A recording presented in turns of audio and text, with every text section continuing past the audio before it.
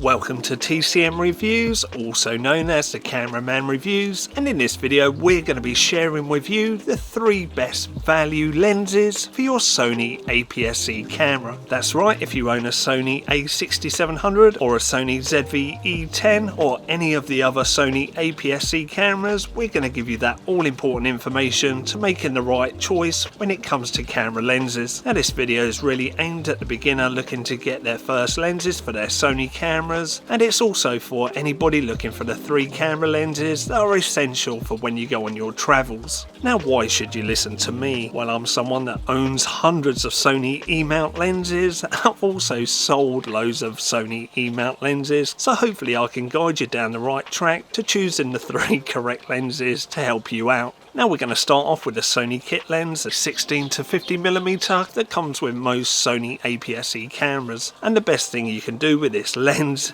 is Roberto Carlos it straight out of here. It really is below average and ain't going to improve your photography or filmmaking skills. Now to replace that Sony kit lens we have 4 different options, but really only 2 to choose from in terms of value. Now the first one is the Sigma 18 to 50mm f2.8 that retails around the £450 mark. Next up is the Tamron 17 to 70mm, also an f2.8, again that retails around the £450 mark. Then we have the brand new Sigma 18 to 40mm f1.8 that retails around the £900 mark. And then finally we have the Sony 16 to 55mm f2.8 that retails around the £1,000 mark. And out of these 4 lenses, there's really only 2 that fall under the category of value, and that's the Sigma 18 to 50 and the Tamron 17 to 70.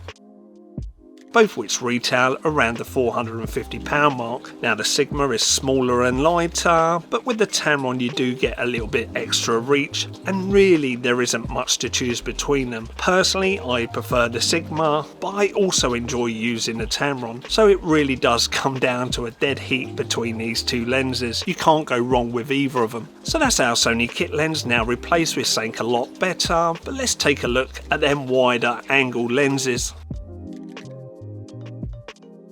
Again, we're going to be looking at zoom lenses because they offer the best bang for buck. Now they may cost a little bit more than a prime lens initially, but they're going to offer better value in the long run. Again, it really only comes down to 4 lenses to choose from, but I'm only going to recommend 1. And first up we have the Sigma 10 to 18mm f2.8 that retails around the £550 mark. Next up we have the Tamron 11 to 20mm f2.8. Again that retails around the £550 mark.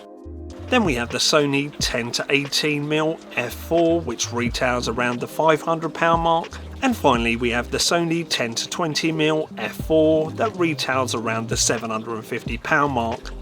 Now out of these 4 choices it really only comes down to one that I recommend, and that's the Sigma 10 to 18mm f2.8.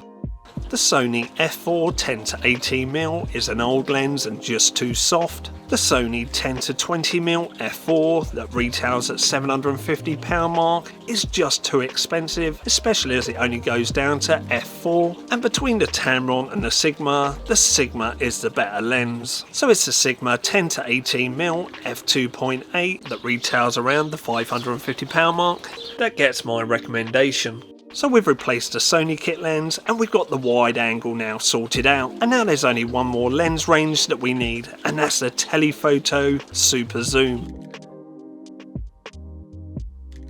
And you'll be glad to know there's only one real lens for the Sony APS-C that offers so much value for money with absolute quality, and that's the Sony 70 to 350mm. And for the Sony APS-C lineup, there's no other telephoto lens that I would recommend. It really is that good. So just to recap what them 3 lenses are that I recommend. First is the Sigma 18 to 50 f2.8 or the Tamron 70 to 70mm f2.8 to replace the Sony kit lens. Then for our wide angle lens it's the Sigma 10 to 18mm f2.8. And finally our super zoom, and that's the Sony 70 to 350mm. Now all of these lens recommendations are going to get you off to a great start, and initially they may cost a little bit more than say a prime lens, but you're in a great position now to really start improving your photography and also your videography. Like I said at the beginning, these lens recommendations are fantastic for beginners or anybody looking to travel because you covered the whole focal range with them being zoom lenses. You also know in terms of value and quality, there is nothing better on the market at the moment. Now if you do have any other recommendations, leave them down below in the comment section, but if you've enjoyed this video, give it a big thumbs up, and if you want to see further content from myself and you want to help this channel out massively, then hit that subscribe button and we'll catch up in the next video. Thanks for watching everybody, see you soon.